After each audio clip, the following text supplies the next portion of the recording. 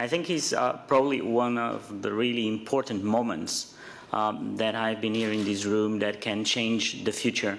And I think that it's an important moment for Maria, first for her leadership and ability to put this together in such a short term of time, but also because it's probably one of the greatest examples that we have of European added value.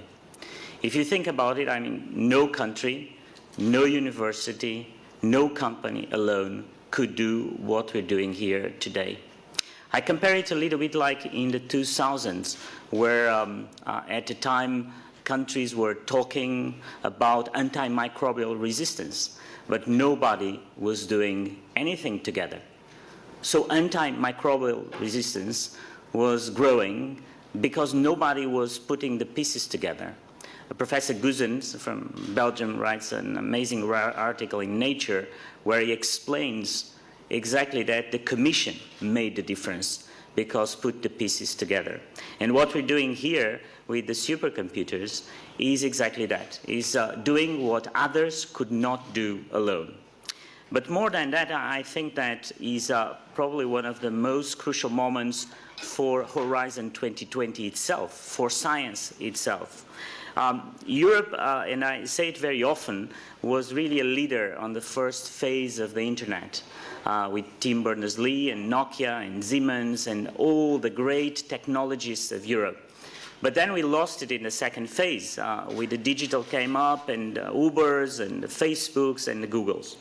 But now we're getting into a third phase. And that third phase will be about coming back to the roots of science.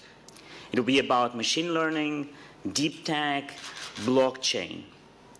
But the thing is that if you want to go back to the roots of science, it's not the same way you would go back to the roots of science 100 years ago.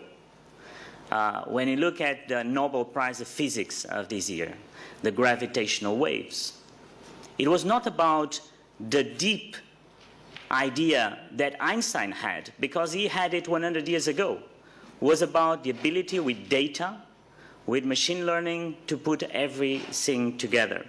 And I think that going back to deep science is exactly about linking these dots that today we're not able to do. Because someone once said that society is incredibly good today at generating new information, but we're not as good as analyzing what we already have. From the gravitational waves to curing cancer, to so many areas, I think that what we are seeing is that supercomputers will revolutionize machine learning, and machine learning will revolutionize science itself.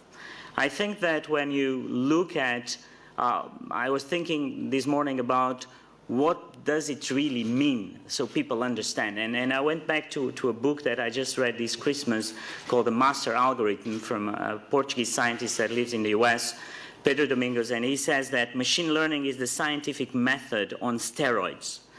Testing, discarding, refining a hypothesis. But while, and I'm quoting, while a scientist may spend his life testing a few hundred hypotheses, machine learning can do the same in a fraction of seconds. And so